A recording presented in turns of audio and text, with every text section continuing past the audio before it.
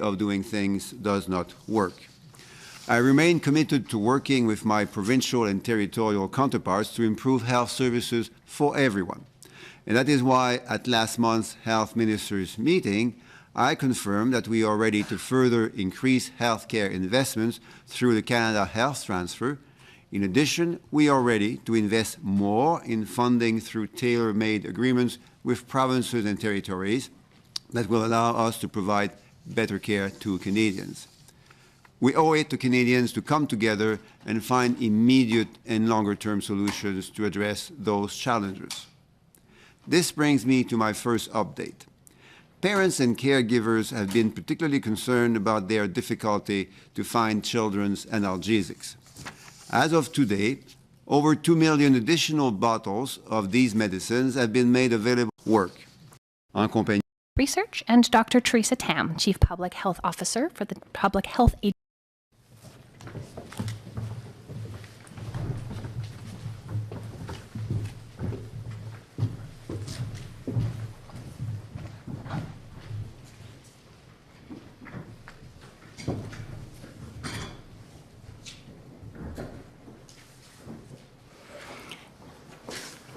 Good afternoon and welcome to today's press conference. Bienvenue à cette conférence de presse.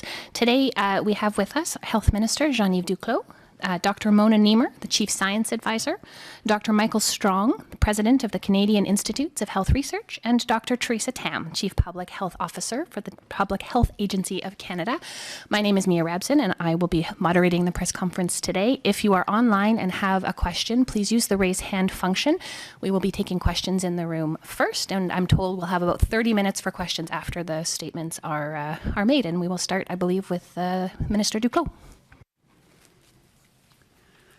Good afternoon, bonjour à tous et à toutes. Merci de me donner la chance de vous parler aujourd'hui en compagnie de mes collègues, les docteurs Tam, Niemer et Strong. Hospitals across the country are facing major challenges and emergency rooms are overwhelmed. Health workers are experiencing significant strain and are running out of steam. Canadians are extremely concerned, and so am I. Canadians, patients, caregivers, and health workers all want results, and we remain committed to working collaboratively with all our partners to do things differently. We will do so by focusing on the ends rather than the means, because as we can see now, the old way of doing things does not work. I remain committed to working with my provincial and territorial counterparts to improve health services for everyone. And that is why at last month's Health Ministers' meeting, I confirmed that we are ready to further increase healthcare investments through the Canada Health Transfer.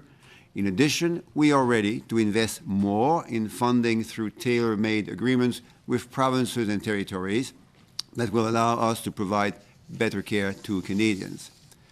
We owe it to Canadians to come together and find immediate and longer-term solutions to address those challenges. This brings me to my first update.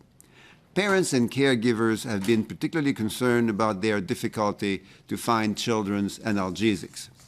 As of today, over 2 million additional bottles of these medicines have been made available to parents and caregivers through increased domestic supply and foreign importation.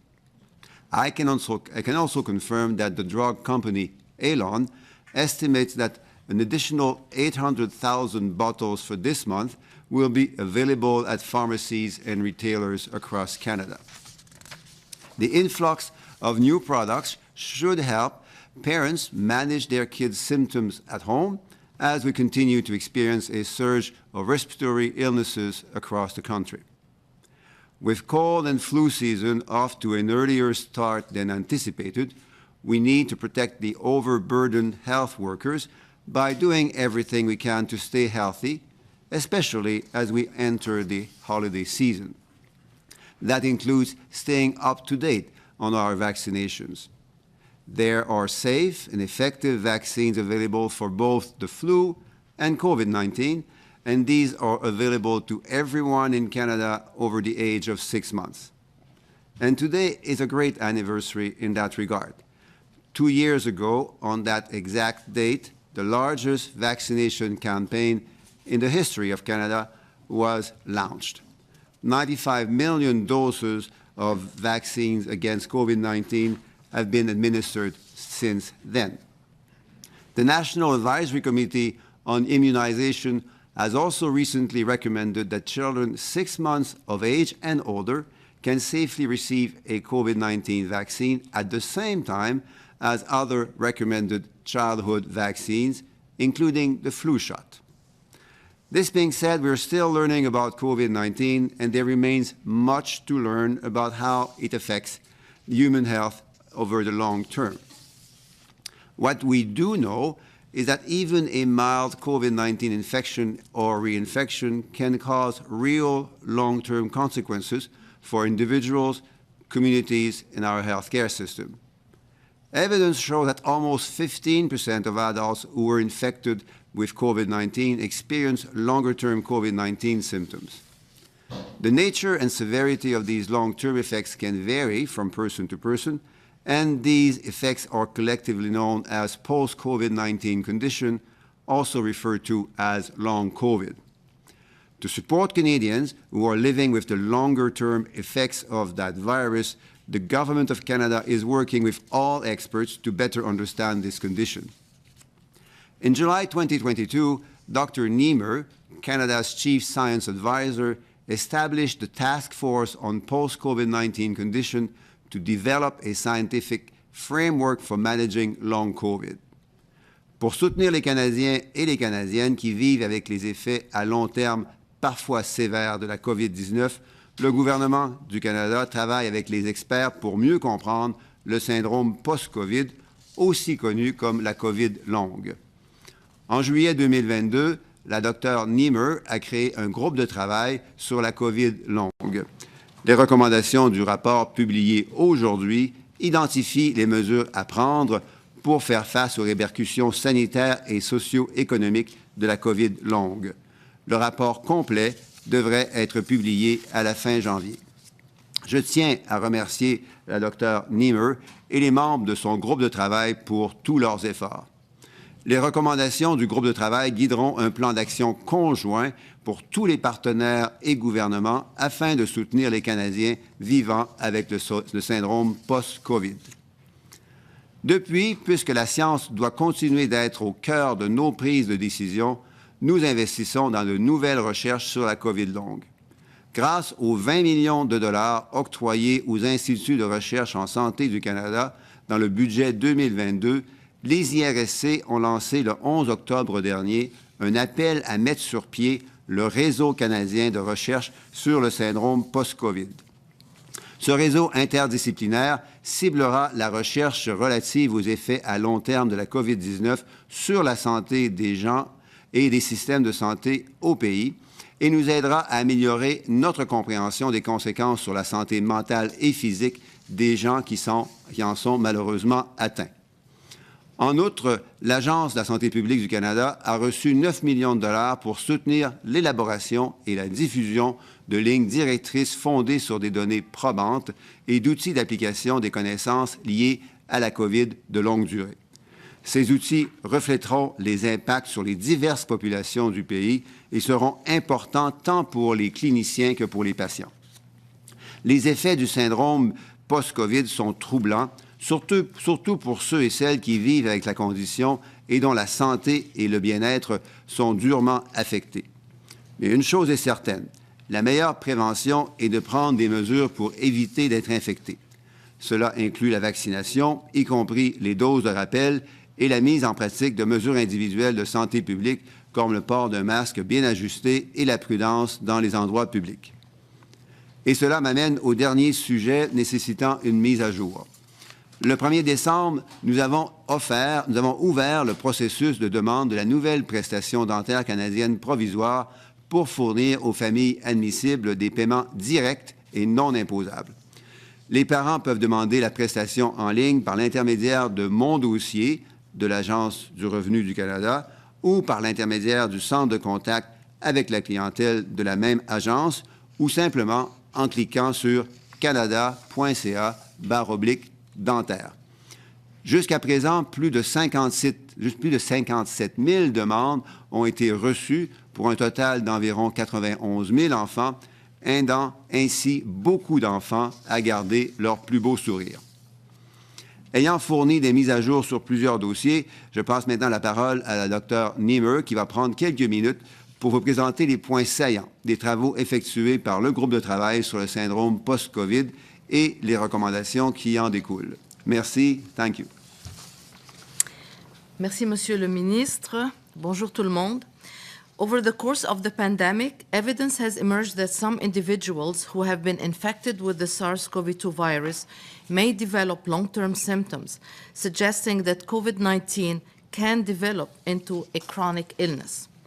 These symptoms range from muscle pain, shortness of breath, and extreme fatigue to what's called brain fog, gastrointestinal issues, and even heart palpitations. Collectively, they've come to be known as post-COVID-19 condition, or PCC, also known as long COVID. We don't fully understand what causes certain individuals to develop PCC or what leads to the different disease manifestations. We don't know why women are twice as likely as men to contract it. We don't know why it can accelerate the onset of other chronic conditions like diabetes and heart disease. But it is evident that PCC is a serious condition that can have, at times, irreversible health consequences. In light of all this, as the Minister said, I brought together experts and practitioners from across the country to provide the government with advice on ways to address PCC in Canada. In developing the recommendations, which we are releasing today, we looked at existing scientific evidence and heard from healthcare providers and people with lived experience. We spoke with many people who are suffering life-altering physical impairments. Their stories were heartbreaking. One individual reported feeling trapped in their own body. Another said they were treated with disbelief in the workplace. Still others recalled feeling abandoned by their community. And several reported difficulty accessing healthcare and social support. Most had lost their job. And this is my other point. Beyond the health problems, PCC also affects the daily lives of people, from their ability to work, to caring for their families, to interacting with their communities. And this can have significant societal impacts.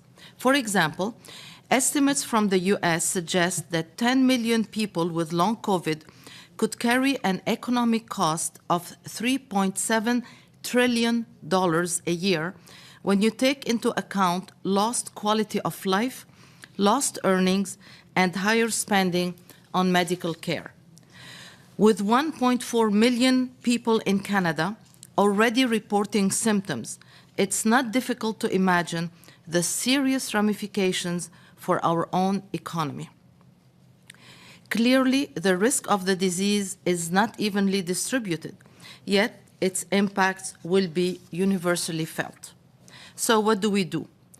To start, we need to acknowledge that PCC is real, that COVID-19 manifests itself as an acute but also as a chronic illness. À l'heure où plusieurs personnes ne veulent plus entendre parler de la COVID, we're all suffering to a certain extent from COVID fatigue, nous devons faire preuve de vigilance.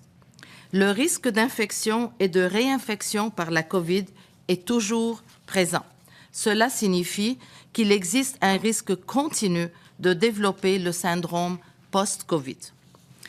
Les vaccins contre la COVID-19 réduisent considérablement le risque de développer des complications à long terme et contribuent donc à réduire la menace pour les personnes et la société. In addition to their well-known protective effects against severe COVID-19, it is now clear that vaccines also contribute to reducing the risk of PCC. Nous devons également mettre en place de meilleurs réseaux qui relient les chercheurs aux prestataires de soins de santé et aux patients. Cela permettra de développer des méthodes de collecte et de partage rapides et efficaces des données et des informations afin d'améliorer les soins aux patients. What we learn from addressing PCC will likely benefit a broad range of Canadians, including those suffering from other infection-associated chronic conditions, such as Lyme disease, a condition that may become more common due to climate change.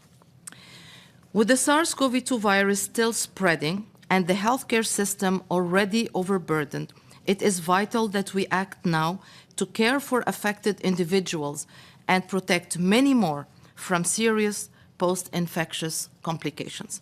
Thank you, and now I'll pass it on to Dr. Strong. Bonjour à tous. I'm pleased to be participating in today's event alongside Minister Duclos, Dr. Tam, and Dr. Niemer. At the Canadian Institutes of Health Research, we've been heavily engaged in Canada's research response to COVID-19. We work closely with the Public Health Agency of Canada and our federal partners to identify research gaps and priorities. From the start of the pandemic, the government recognized the important role of research in mounting a response to this. That's why CIHR received significant dedicated funding for COVID-19 research beginning in 2020. We have used this funding to rapidly mobilize Canada's research community to generate evidence needed to understand the virus and to make decisions on how to best protect Canadians. As the pandemic evolved over time, so too has our research response. The first projects funded in the spring of 2020 focused on containment measures such as vaccines, diagnostics, and therapeutics. I think I might mention at this point, Canada was one of the very first countries in the world to mount a unified research program after that. We led in many areas.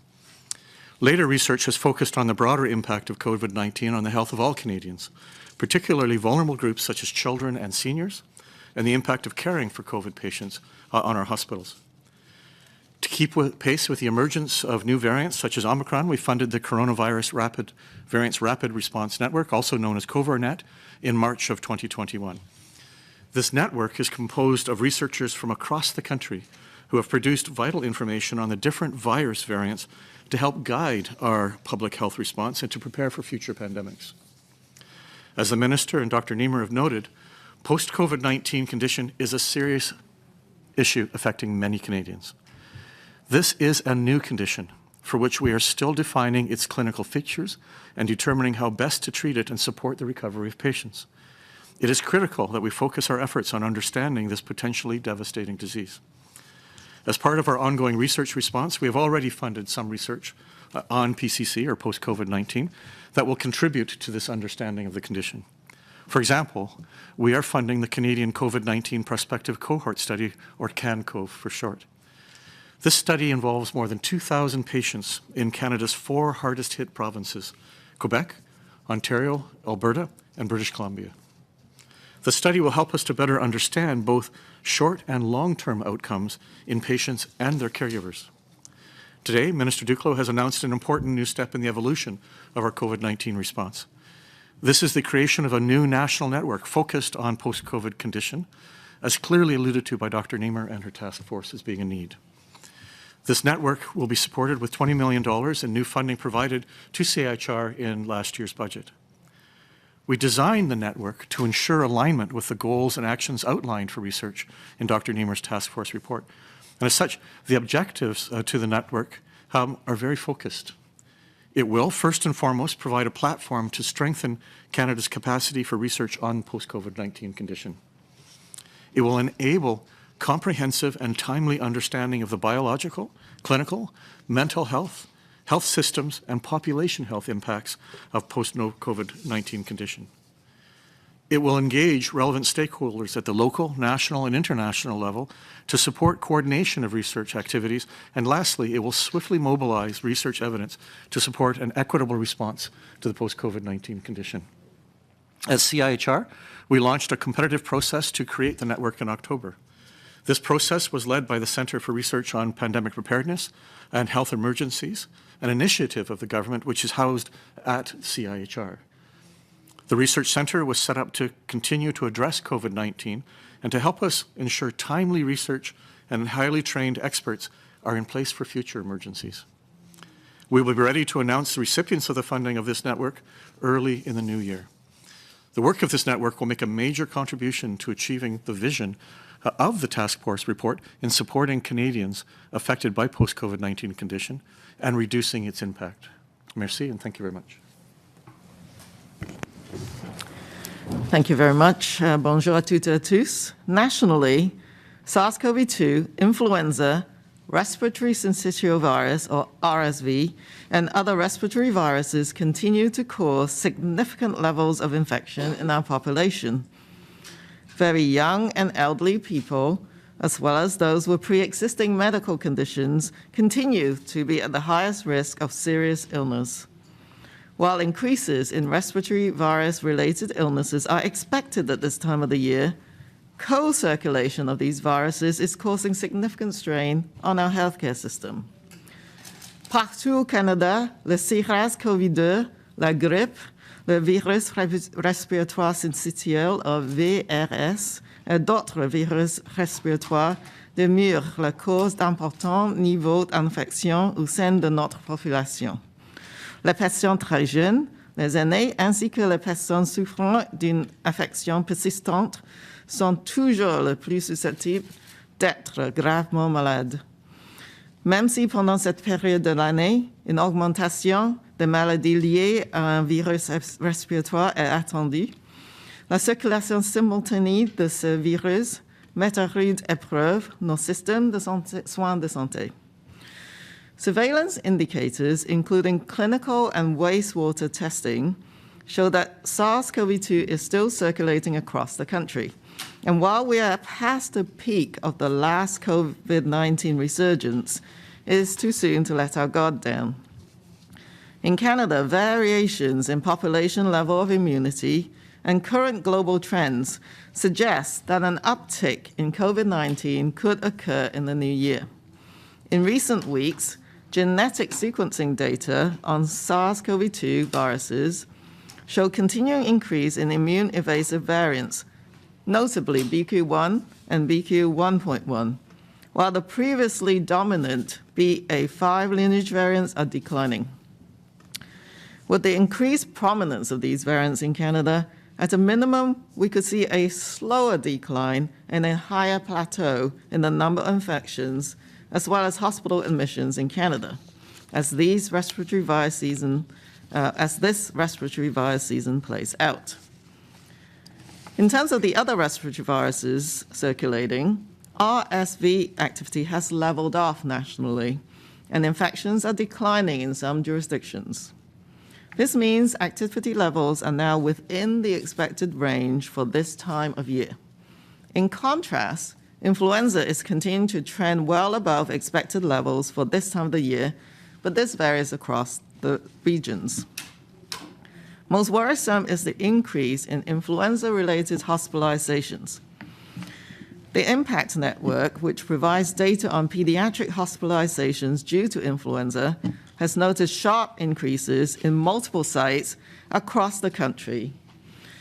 These data also suggest a shift to a higher proportion of hospitalized cases occurring in the 10 to 16-year age group compared to seasons prior to the pandemic. However, the highest cumulative hospitalization rates for influenza continue to be among children under 5 years of age. Currently, the weekly number of pediatric hospitalizations being reported is above levels typically seen at the peak of the influenza season. Tragically, due to this high number of pediatric cases, we're also seeing higher than usual number of ICU admissions and deaths due to influenza in children. Le plus préoccupant est toutefois l'augmentation des hospitalisations liées à la grippe. Le réseau IMPACT, qui fournit des données sur les hospitalisations d'enfants en raison de la grippe, a relevé des augmentations marquées dans diverses régions du pays. Ces données suggèrent également un changement vers une proportion plus élevée de cas hospitalisés chez les 10 à 16 ans, comparativement aux 16 ans précédents de la pandémie. Toutefois, le taux d'hospitalisation cumulatif le plus élevé pour la grippe continue d'être élevé chez les enfants de moins de 5 ans. À l'heure actuelle, le nombre hebdomadaire d'hospitalisation d'enfants déclarés est supérieur au niveau habituellement observé ou plus fort de la saison de la grippe. Malheureusement, en raison de ce nombre élevé de cas chez les enfants, nous observerons également un nombre plus élevé que d'habitude d'admissions aux soins intensifs et de décès en raison de la grippe chez les enfants. To date, laboratory data indicate that this year's influenza vaccine is a good match to circulating strains and therefore is likely to help protect against serious influenza disease. Influenza vaccine takes about 2 weeks to provide optimal protection. So as we rapidly approach the holidays, now is the time to get vaccinated if you have not already done so. Flu shots are available across Canada and can be given to adults, teenagers, and children as young as 6 months of age. The flu shot can also be given at the same time as the COVID-19 vaccines. There are now more options for COVID-19 booster doses for children 5 to 11 years of age, and the recent approval of a bivalent vaccine for this age group. If it has been 6 months or more since your last COVID-19 vaccine dose or COVID-19 infection, getting vaccinated now will boost your level of protection going into the holiday season. Staying up to date with the recommended vaccines provides an important foundation of protection.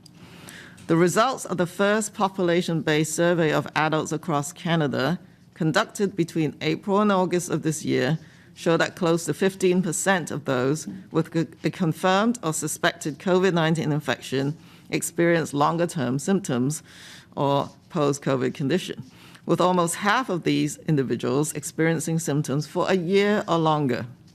While ongoing studies are needed, there is emerging evidence that the risk of developing post-COVID-19 condition is reduced if you have received 2 or more doses of COVID-19 vaccine prior to infection. As we move indoors and gather to celebrate the holiday season, I encourage you to build on the foundation that vaccines provide by taking additional personal protective measures. Together, these measures can provide very good protection against COVID-19 as well as other respiratory infections. When planning a holiday gathering, consider the potential impact of respiratory illnesses on your health and social plans, the health status and risk factors of the people you're gathering with, and the places you'll be gathering in. Properly wearing a well-fitted, well-constructed face mask in indoor public spaces or crowded settings and taking steps to take the best ventilation possible are layers of protection that can reduce everyone's risk. Lorsque vous prévoyez un rassemblement pour le temps de fête, pensez à l'incidence possible de maladies respiratoires sur votre santé et vos plans sociaux, à l'état de santé et aux facteurs de risque des personnes avec qui vous serez en contact et au lieu dans lequel vous vous réunirez. Le port d'un masque bien ajusté et bien construit dans les endroits publics intérieurs ou bondés, la prise de mesures pour assurer la meilleure ventilation possible constitue d'autres mesures de protection qui peuvent atténuer le risque d'infection pour tous. Our healthcare system continues to be challenged by the additional burden of all respiratory viruses this time of year. The impact, particularly on children's hospitals, has already been overwhelming in many parts of the country. This holiday season, let's do the best we can to make our wishes for health and happiness come true by taking actions to protect ourselves and others from respiratory viruses. Happy holidays, joyeuses fêtes. Thank you, merci, miigwech. Thank you. We'll start with questions in the room with 1 question and 1 follow. And our first question will go to Laura Osmond from the Canadian Press. Hey there. My first question is for the Minister. I wanted to jump off of what you were saying about the government's willingness to increase the Canada Health Transfer, and if I'm hearing you correctly, also explore more tailored bilateral agreements with the provinces. I spoke to Adrian Dix last night, who said that he's still not clear exactly what the government is looking for in order to get those negotiations moving forward. So I'm hoping that you can kind of pull the curtain back a little bit, explain to us exactly how these negotiations work and what conditions you've put to the province and kind of a timeline for getting those talks moving. Thank you, and I will gladly do so, taking the curtains back, as you say. And that brings me back to the last year, during which we had 12 meetings at the health minister's level, obviously many more meetings between officials and many others. And during those 12 meetings, with the leadership of Minister Dix in particular, and the leadership of other provincial health ministers, we made very serious and good progress on two big pieces. The first one was how to support healthcare workers, to retain them better, to recruit them, to recognize their credentials, to train them, and then on data.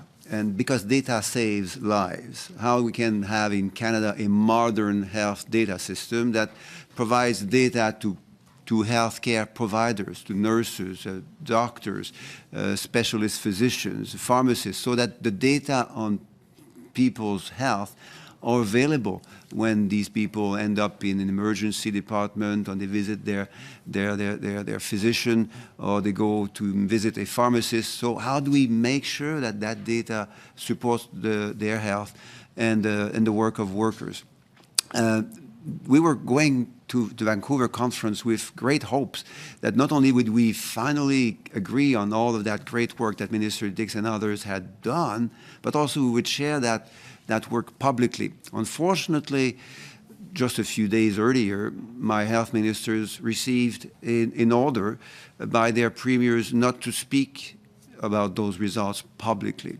And that's an unfortunate thing, because before we come to the means that we need to achieve some ends, we need to agree on the ends and to speak publicly about them and the results that come from investing in workers and supporting patients.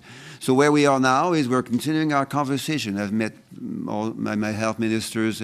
I've been speaking to them almost weekly in various ways, and we know we'll get to an agreement on outcomes at some point. But we need more work. And we need premiers to let us do that work. Based on my conversation with Minister Dix, he was under the impression that he doesn't know what the federal government wants. And they might be willing to give it if they knew what the federal government was looking for. Is the ball in their court to come to you, or is it up to you to tell them exactly what criteria you're looking for? The ball is in the premier's court. At the health minister's level, we all agree. We've got a great relationship. We agree on the diagnostic. We agree on the problems and the solutions to those problems. We were in total agreement in Vancouver in private. The problem is that the premiers don't want us to speak about those outcomes and those results. They want to maintain a futile fight on dollars. And that's a futile fight because they ask for 35%. If you do the calculations correctly, we're already at 35%. If you do what premiers ask us to do, if you add the whole package, the cash transfers and the transfers that come with the tax points, we are at 35, roughly speaking. We were a bit above 35 during COVID-19, which we're roughly at 35 now, and we've been at 35% for the last 50 years almost. Now, in addition to CHT, the tax points, as we all know, we have been investing and we keep investing in the fight against COVID-19, $72 billion in total, plus all of the additional transfers for home care, mental health care, and long-term care, not even mentioning the $2 billion additional that we sent a few weeks ago to reduce backlogs in surgeries and diagnostics. So on the dollars, it's not a useful fight. If we were to only focus on 35%, we wouldn't do anything more. But the Prime Minister did commit that we would be investing even more in terms of resources. But we need to agree publicly and to speak publicly on the results based on the hard work that Minister Dix and many others did in the last year. Next question by Valerie Bain from Radio-Canada. Alors, plus tôt aujourd'hui, le chef du Bloc québécois a accusé le Parti libéral de prendre les patients, les Canadiens en otage par rapport au transfert en santé, étant donné que les discussions achoppent et qu'on n'a toujours pas d'entente, que c'est les provinces qui ont des besoins et que vous avez les ressources et que vous ne les donnez pas. Qu'est-ce que vous répondez à ça? Bien, je réponds que si on parle des ressources financières, le gouvernement canadien en fait déjà beaucoup et beaucoup plus que ce que, d'ailleurs, les provinces demandent.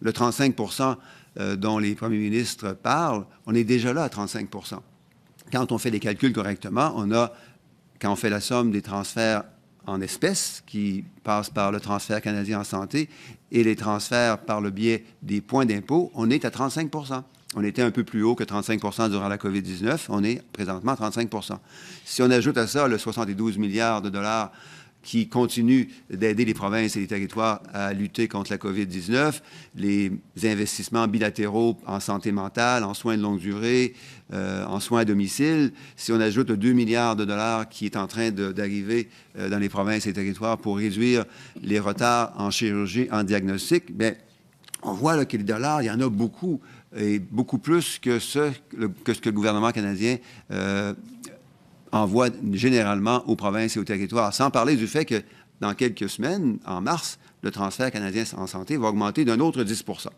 Donc, ce n'est pas la bonne discussion à avoir. La bonne discussion à avoir, c'est quels sont les résultats que l'on veut atteindre ensemble.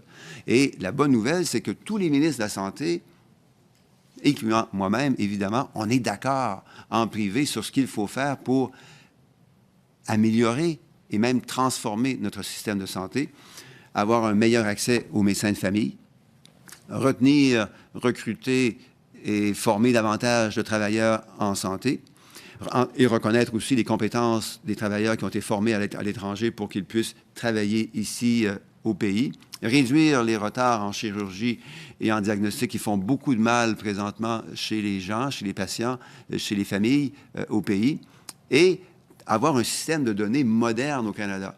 On n'a pas un système de données moderne au Canada, on a un système de données qui est médiocre, qui mène malheureusement à des pertes de vie et à une qualité de soins qui n'est pas suffisante. Quand les médecins généralistes, spécialistes, les pharmaciens, les infirmières, les techniciens de laboratoire sont incapables d'échanger les informations entre eux, quand en 2022, on utilise encore des fax et des bouts de papier pour transmettre des informations sur la santé des gens, on n'est pas à la hauteur des besoins du Canada. Heureusement, on peut faire mieux et beaucoup mieux rapidement, et c'est ce qu'on a convenu de faire en privé à Vancouver, mais il faut que les premiers ministres nous laissent faire notre travail comme ministre de la Santé.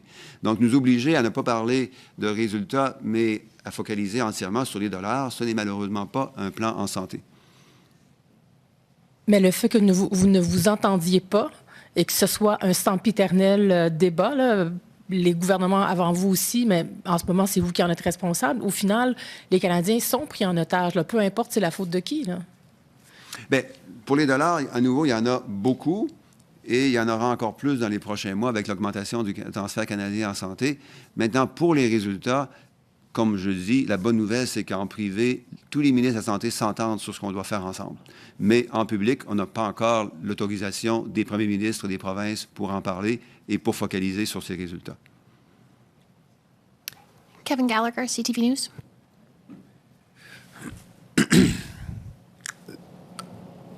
So if it's in the Premier's court, and the Premiers are saying the Prime Minister will meet with them, and the healthcare system's in a crisis, and as you acknowledge, the hospitals are in a crisis, what's the short-term solution to give any of these hospitals that are turning away patients or, transferring patients elsewhere some relief? Can the federal government do anything right now in the short term?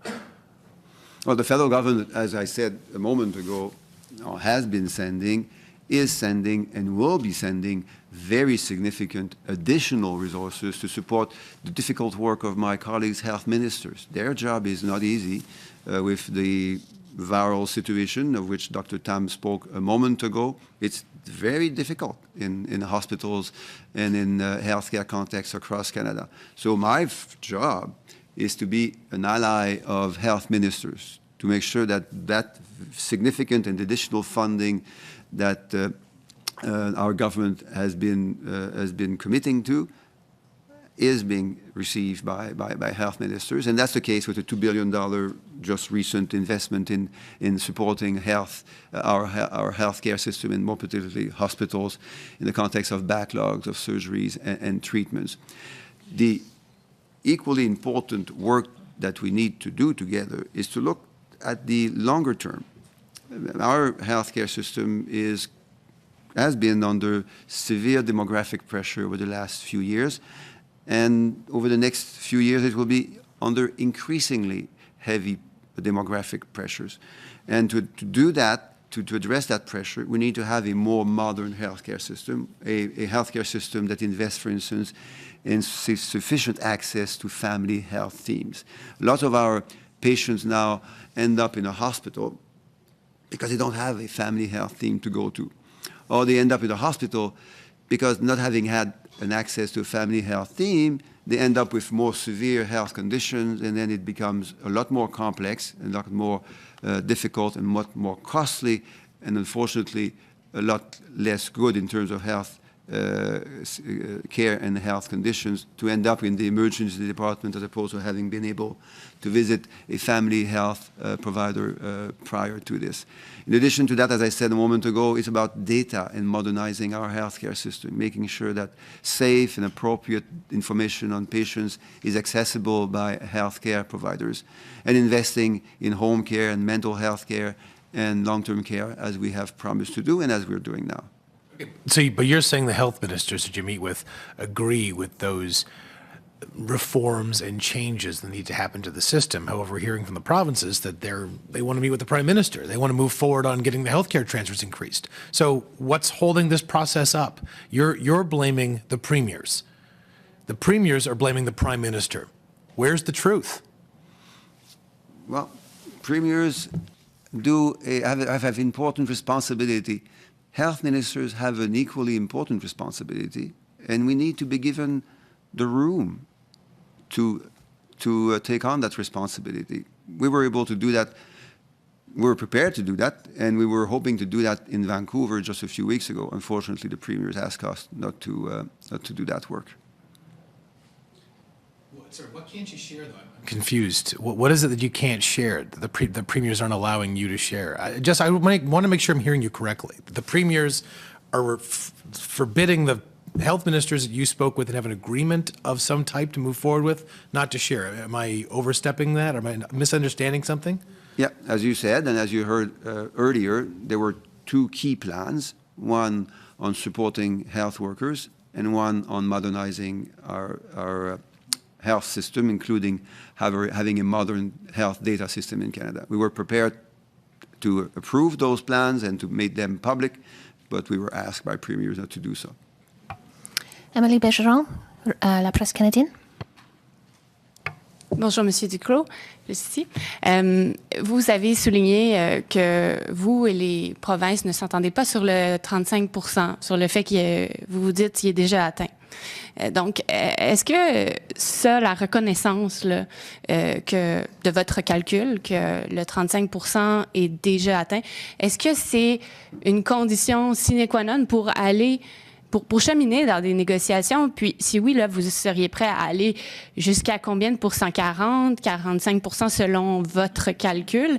Et si ça, c'est pas une condition sine qua non, est-ce que c'est le partage de données? Parce que là, on a entendu M. Legault dire pas de problème, on va vous partager des données. Et si vous n'êtes pas capable de nous dire c'est quoi la condition sine qua non, alors qu'est-ce que les provinces doivent comprendre? Il y a peut-être pas un risque qu'elles pensent que vous cherchez sempiternellement des excuses?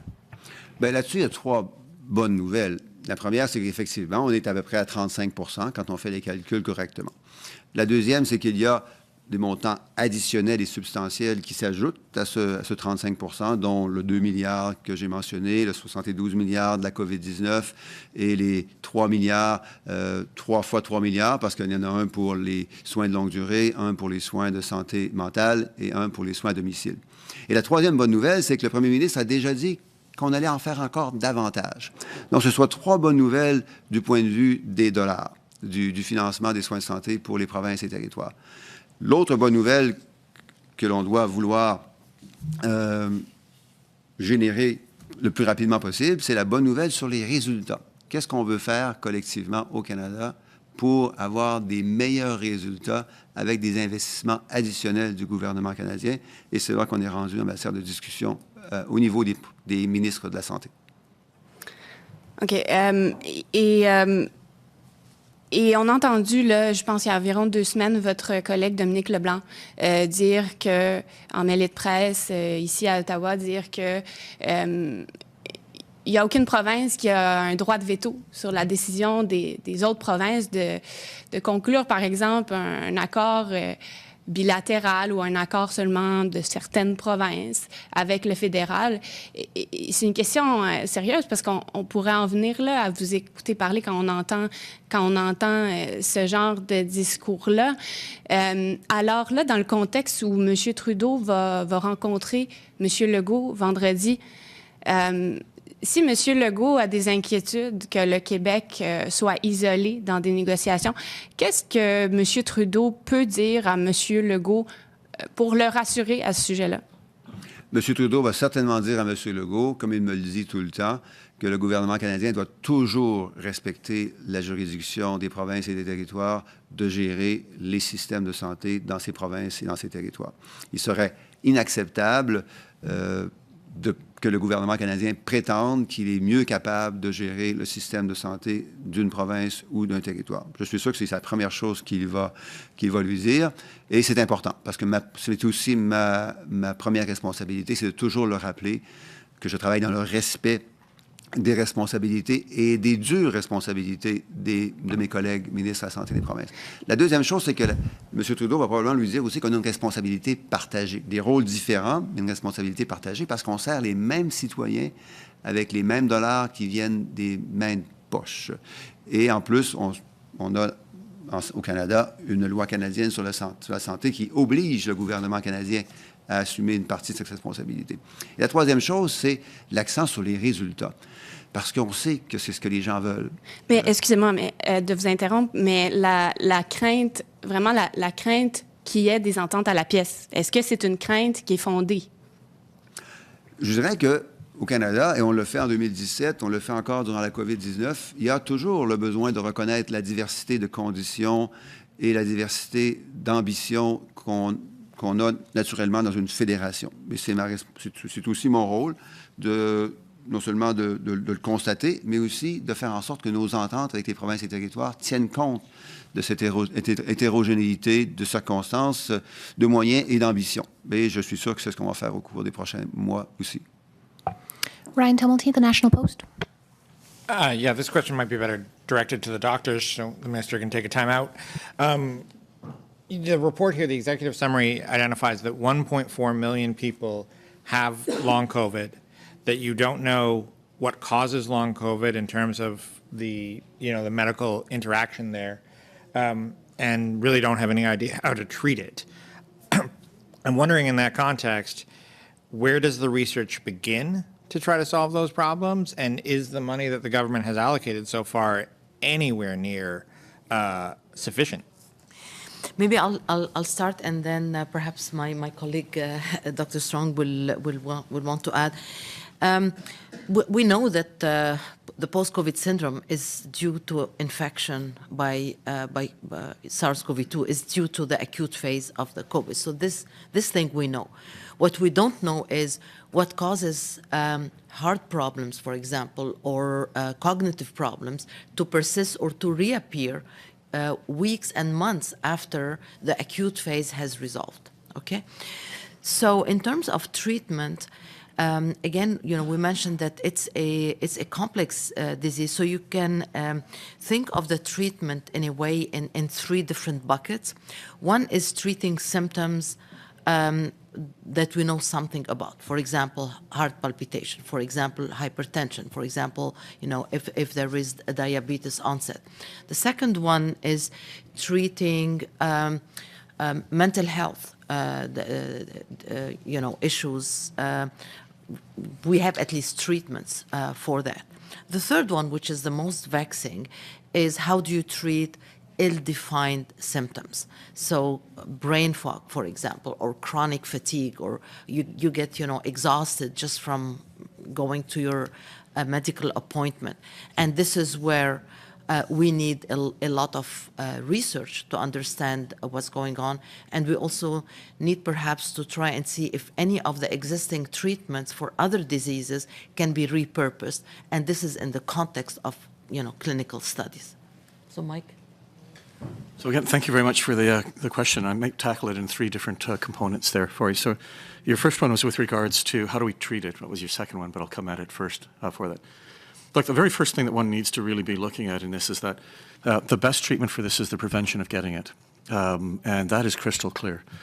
We are starting to see very nicely from international data, and as Dr. Tam alluded to, getting the vaccine and having at least two doses of the vaccine actually does reduce the risk of going on to get the disease in the longer term. So the very first thing is that be vaccinated. We have highly efficacious vaccines. They do work. The second is that with regards to the actual causes behind it, we are beginning to understand this an awful lot more. But it is the first time that we've seen this illness. This is an incredibly unique scenario for us to have had an acute illness, as Dr. Nina was referring to, that then becomes chronic consequences. So there are at least three reasons why we see the illness going into the post-COVID condition. The first one is that there is undoubtedly damage that is done at the time of the viral infection itself. So whether it be the heart, whether it be the lungs, whether it be the peripheral nervous system, doesn't matter. And that damage is lifelong in many scenarios, particularly for the lungs, right? So that's a concern for us. There is an immune response that is immediately mounted by this. This virus works to try and suppress the ability of the body to mount the immune response that would be required to kill it. And in doing so, it sets off an immune response that is not only immediate, but long-term. Add that to the damage that's already in place, so you have ongoing. The third piece of this is that the virus itself appears to be able to have longer-term consequences, particularly in some of the degenerative disorders, the neurological disorders with that. So if you take all three of those, I circle back to my first comment. We have never been in a scenario where we've been able to look and see the coming of a disease such as this and know that the way to prevent it is to be vaccinated.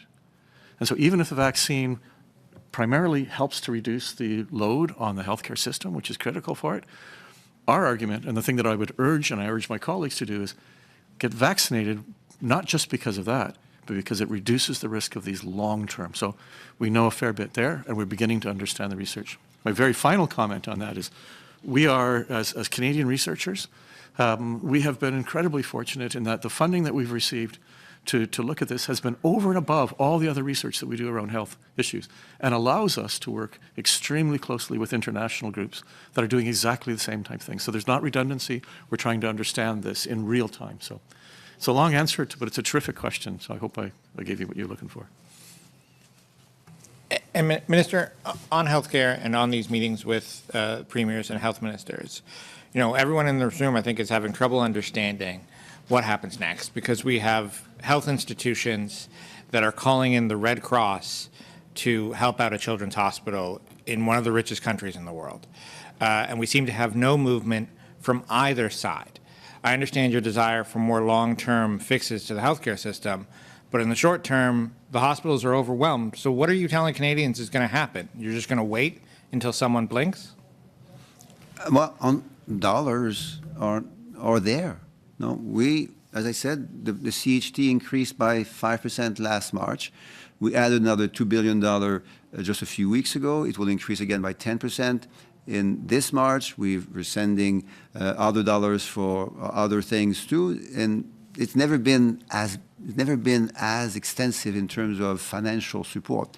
And if it were only dollars, provinces and territories could also use their dollars. On average, they have a surplus now in Canada. So it's not about dollars. The dollars are there either from the federal government or within the coffers of provinces and territories. But even if that's not the case, the Prime Minister said that there will be even more dollars in the future and possibly quite in the short term, but for adjusting our system, transforming our system, making it more adapted to the reality of 2022 and beyond. When Canadians can't have access to a family health team, that brings Canadians to emergency departments. When healthcare workers are tired, exhausted, they leave, and then and once they leave, the patients cannot be cared for appropriately. When patients and providers can't share data, health data, then it leads to issues of safety and adequacy of healthcare. David Thurton, CBC News. Hi, good afternoon, everyone. My question is for Minister Duclos. Canada will receive another shipment of Paxlovid in the coming days. But based on the data that we've been looking at, the treatment has not been widely used. So what will your government do to boost the uptake and the use of Paxlovid?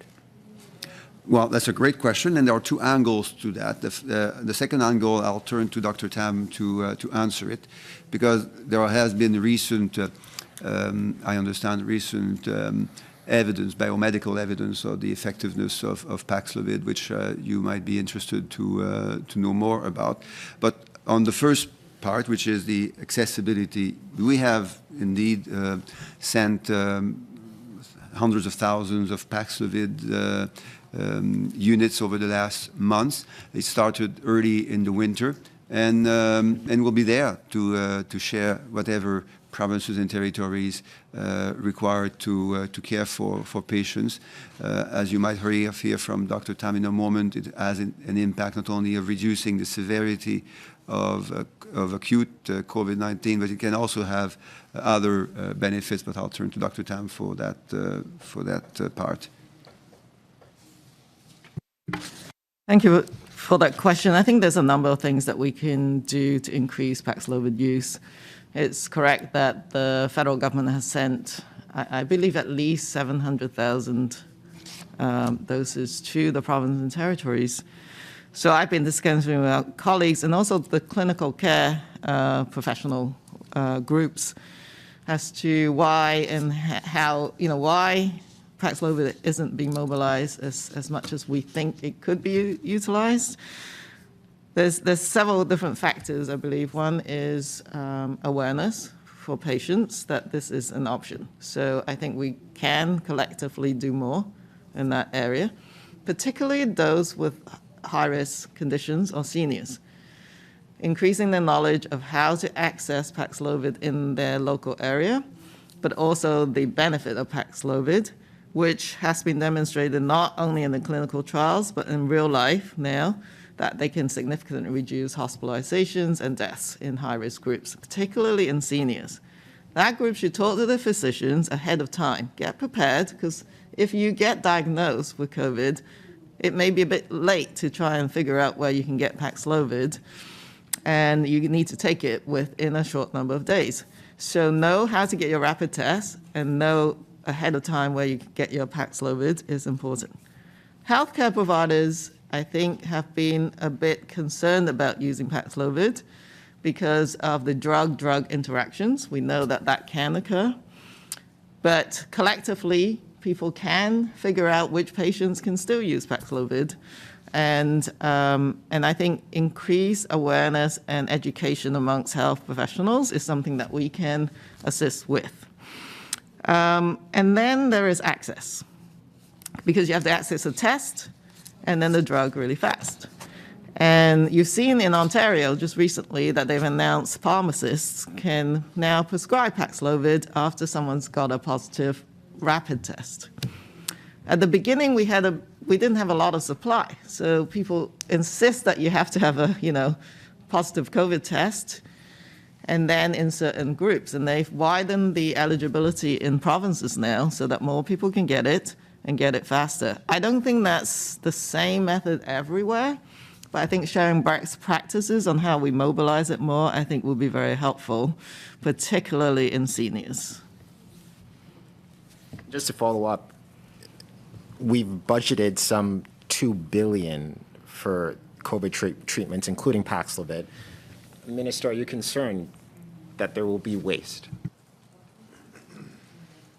Dr. Tam, do we have evidence that there has been wastage in the use of Paxlovid now? I don't have specific numbers. All I can say is we have to follow the science on the evolution of the variants as well. Some of the most recent variants, BQ1.1, etc., are immune evasive, those monoclonals don't work. So that will be regular need to not use them because that would not be helpful to patients. So I think that's totally understood. So we now have antiviral agents like Paxlovid and also remdesivir that has to be given not by orally, so it's much more difficult to give potentially, but there are these options where the viruses have not eluded the drug effectiveness, and these can continue to be used. But we have to monitor susceptibility of the virus to these medications. And I do think that we mustn't let our scientific knowledge and biomanufacturing of these drugs go to waste because we need to now adapt them to future use as well. But while I don't have the numbers, I think there's necessarily a need to park those drugs for now if they don't work.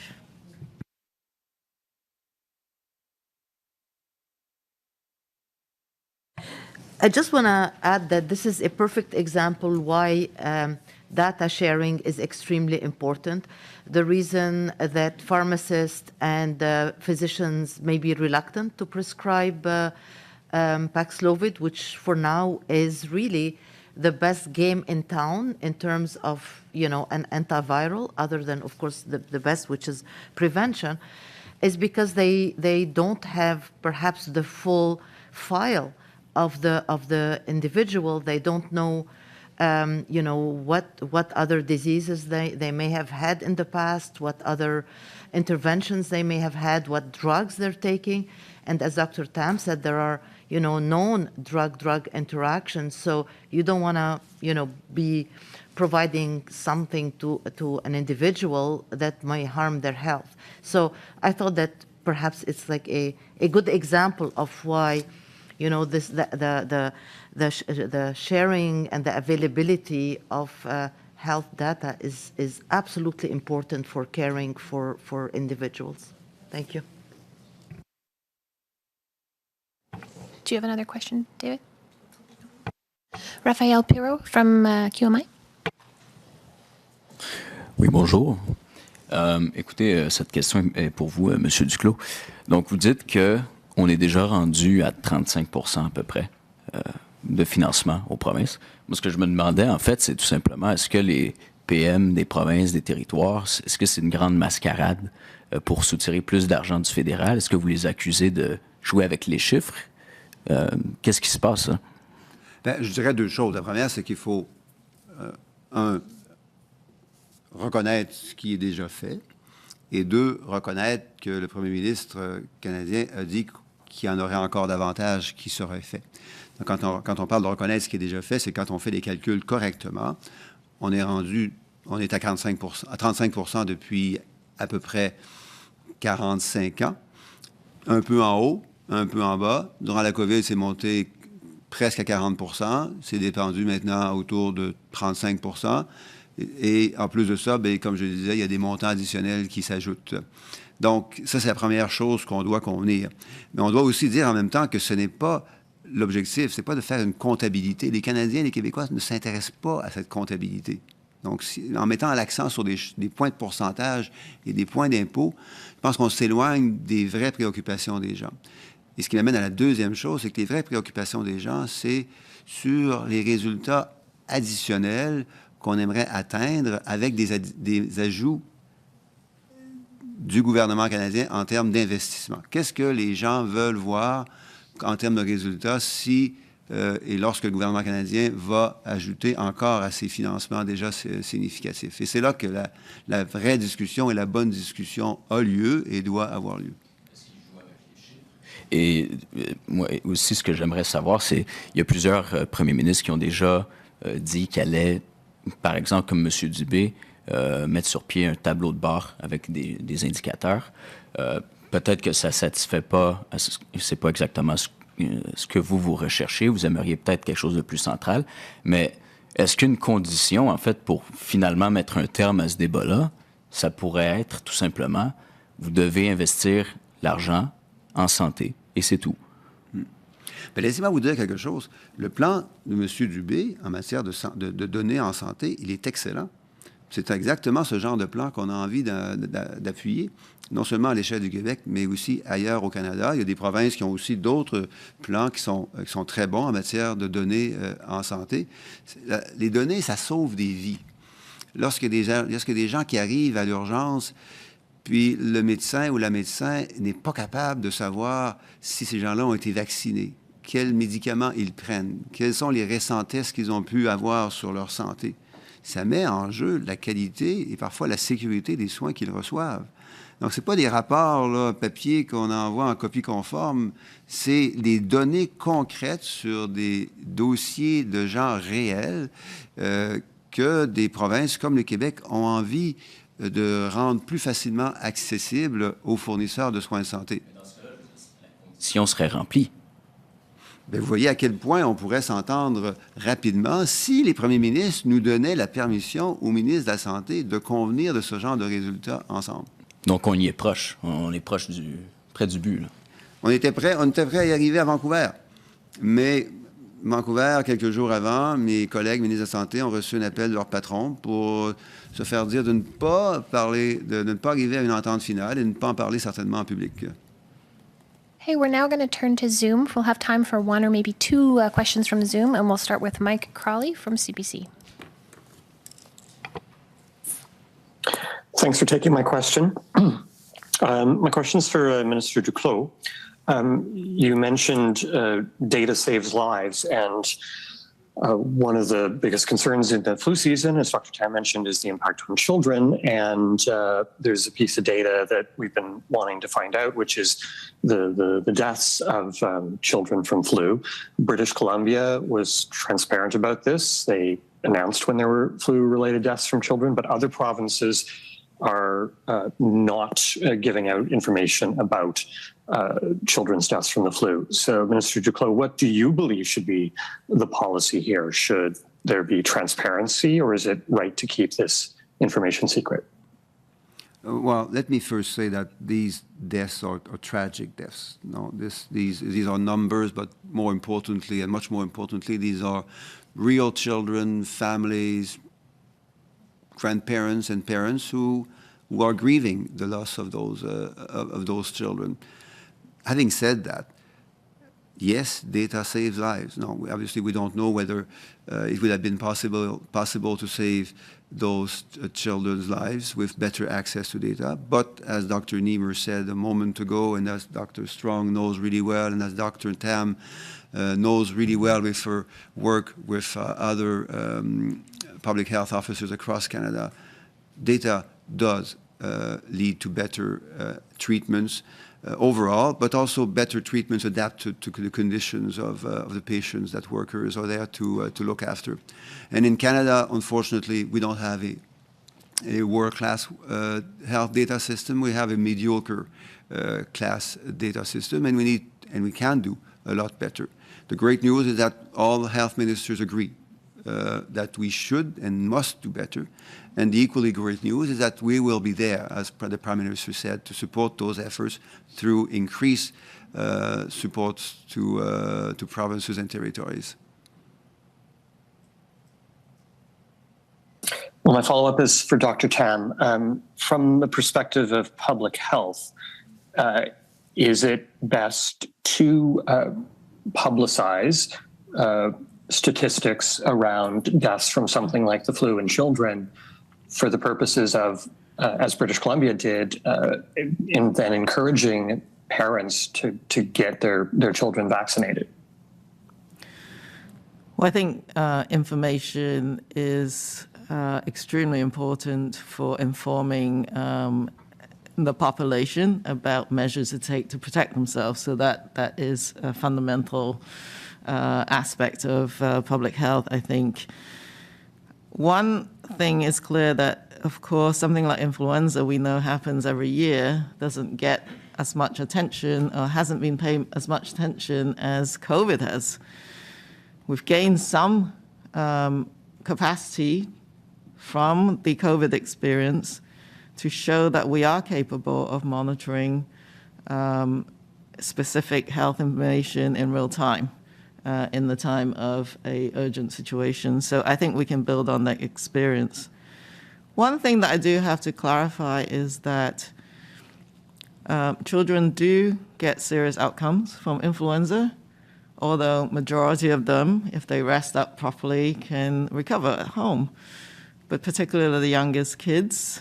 And we are also in a special situation that we're just coming into increasing contact post 3 years of reduction in contact during the pandemic.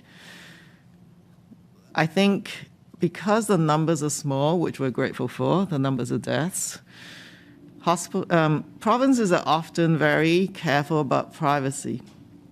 So even British Columbia, until you get above the number 5, it's difficult. We don't get that level of reporting nationally too, for the fear that individuals can get and identify very easily.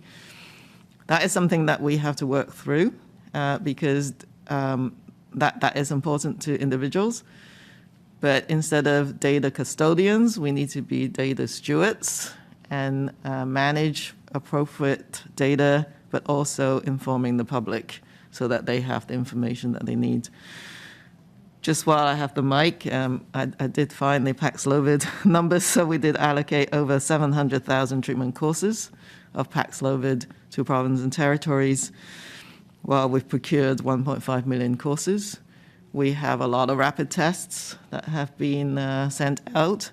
So together, in combination, these two measures can help reduce the impact of COVID-19, particularly in the high-risk groups.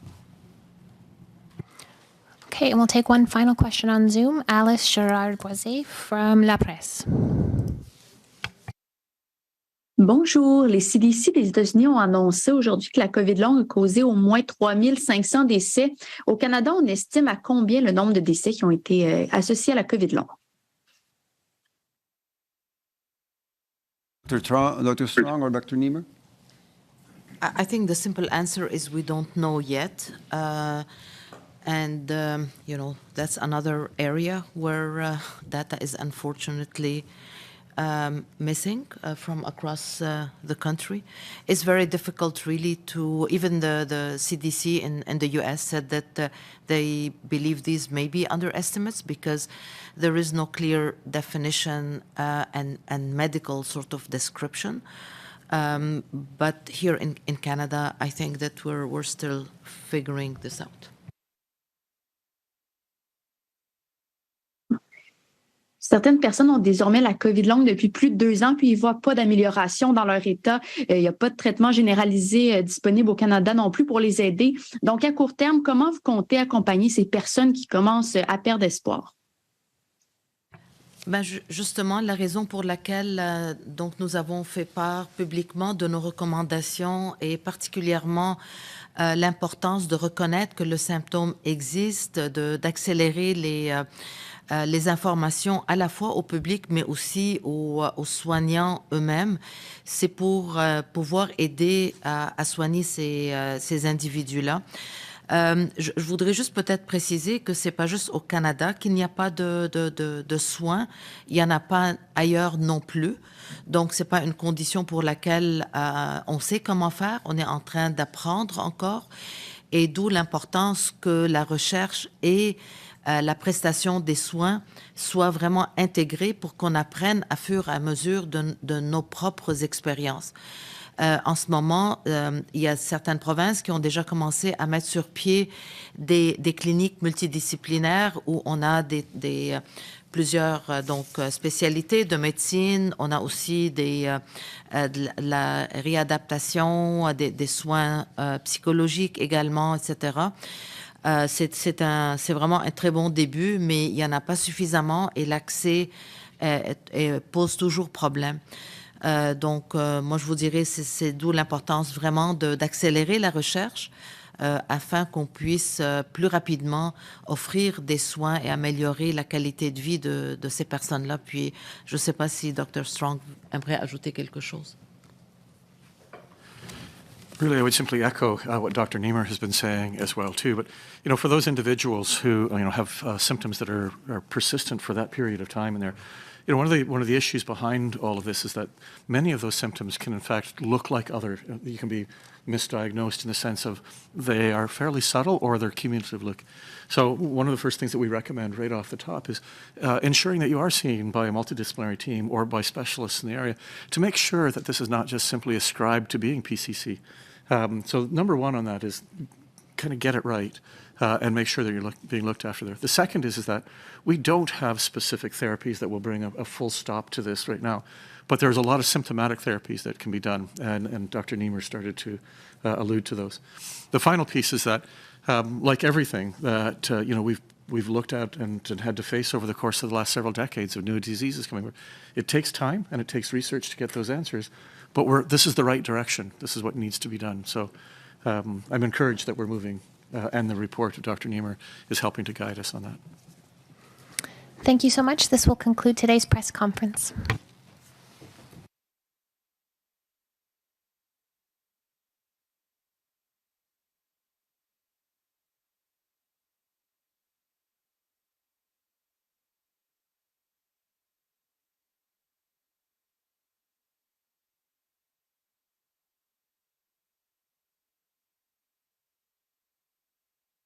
Recording stopped.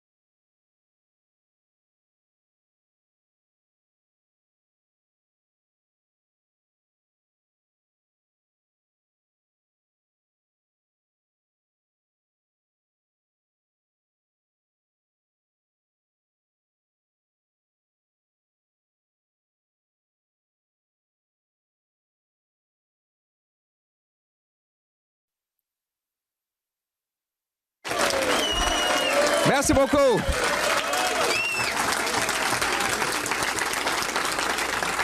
Merci beaucoup tout le monde. Et joyeux Noël! Joyeuses fêtes.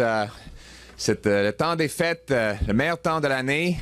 C'est un temps de célébrer, de reposer, de réfléchir. J'espère que vous allez tous avoir une occasion de passer du temps avec vos familles et de renouveler vos